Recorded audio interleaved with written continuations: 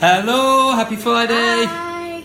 So today, really excited. We've got Because your wife's going away. Yeah, Ellie and May are going away, so I've got a list of things that I want to get done with work. But we're also really excited because it's a day closer to Peach Friday. It's leg day.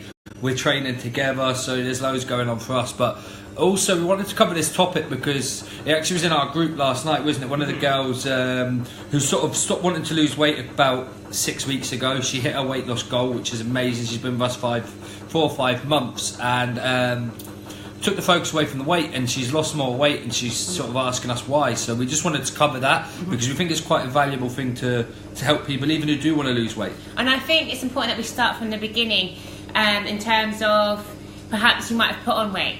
Nobody really goes out of their way to put on weight. So if you find yourself you put on weight, it's never really been about you wanting to put on unless weight. You're underweight. Yeah, or unless perhaps that you're trying to gain muscle. But when I'm saying perhaps body fat, you never go your way and think, right, I'm going to wake up today and think, right, I want to put on weight. It doesn't really happen like that. What happens is it's become a byproduct of the lifestyle that you have led, whether it's through illness, it's through injury, through stress, through perhaps confusion of food choices you're making, depression, anxiety. It's just so much. Perhaps you're busy, so there's so much to it than just you've decided that you wanted to gain weight. Yeah, and it's like, we always say this, like, we are right now, every single one of us is a byproduct of the lifestyle we've been leading up to now. So by that, it doesn't necessarily mean like, you know, if we're overweight, it's normally to do with lifestyle choices. It's not just because you didn't go to the gym, or it's not just because you've eaten a little bit too much. It's a combination of the whole lifestyle that you've lived, because I've done it before where I've eaten excessively, but I exercised enough to make sure that my weight didn't go up. So you can out-trade bad diets, and you can also out-diet bad training. It's making sure that you've got a lifestyle that's going to help you move towards where you want to be. And I think that's what we're trying to preach to anyone who'll listen. And what normally happens is people then, when they've decided that they want to lose weight, they just primarily concentrate that they need to see the scales change. So then they start stressing, they start obsessing, they put so much pressure on themselves, seeing that the number perhaps hasn't moved in a direction or as quick as they wanted to. But what they're forgetting, it hasn't been an overnight thing for them to kind of put the weight on. It's been a gradual lifestyle thing, how you've led your life for X amount of years. So you've got to look at it then again with the weight loss. In order for it to kind of remain and be sustainable, then you have to have a look at your lifestyle as a whole. If you're wanting to lose weight, you need to make the changes to your lifestyle. It's not going to change without you being honest with yourself and being aware of the lifestyle you're currently living. Yeah, and it doesn't have to be as drastic as some people might think. You know, yes, we go to the gym most days, but that's because we love it. We've actually stopped putting pressure on ourselves to go to the gym because it's about getting that balance right and understanding that, you know what, one workout isn't going to make us in great shape, just like missing one isn't going to make us put on body fat. Same as diet. You know, one day of eating healthily isn't going to make you lose that weight. And it's getting that balance so that you can say, do you know what, I just want to live a life that's going to lead me towards my goals over time. I'm not going to put pressure on myself with scales, because I've had clients that have been with me and they used to do Weight Watchers. They wouldn't eat for the day of the weigh-in because they knew if they were lighter that day on the scales in the evening, nothing else mattered. It didn't matter that they'd starved themselves for the whole day to get on that scales lighter. It didn't matter that they hadn't drank any water and possibly dehydrated, and it's seriously going to affect the way that they're feeling, and it has a knock-on effect for the next couple of days. None of that mattered because they were lighter on the scales. They weren't feeling any better. They weren't any happier. They certainly weren't any healthier. And if anything, it's promoting this unhealthy relationship with they have to be lighter on the scales. So we're always like, look, we're not saying don't try and lose weight. If you're somebody who's overweight and you want to lose weight, that's a great goal.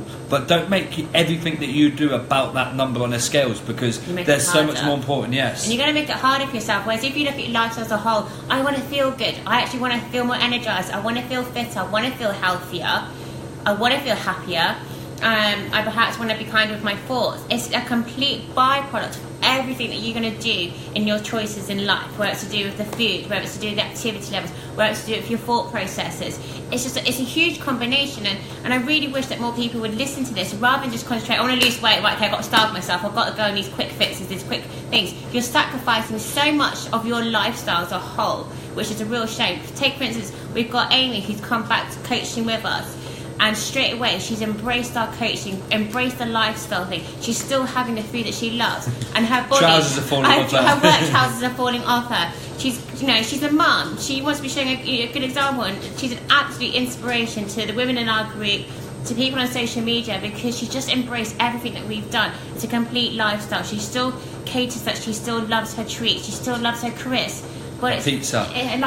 But she's just become aware of her lifestyle and the choices she's making, and that's why she's getting the results, because she's not stressing about the weight. Because you know what, she didn't want to weigh herself when she first joined, because she had a fear of what the number would be, and now you can just see her shapes changing, because it's not sorry wife, it's not just a focus of, I can't get a word in edgeways. it's not a focus of the number on the scale, it's the focus of you as a whole. You are not like defined by a number on the scale, you're defined by how you feel and things like that. And it's like we also we make a habit of not weighing ourselves very often, and when we were going into like bodybuilding prep is we started to weigh ourselves, and it was just like one of the reasons was obviously because we were writing the book, but there was other reasons why we started to do it, just so that we could let our coach know and things like that. And it only took probably 2 or 3 weeks of us weighing ourselves twice a week, and Ethan May picking up on that we went swimming one day, walk into the swimming pool, there's scales there. Bearing in mind we've been walking past them for the last 18 months.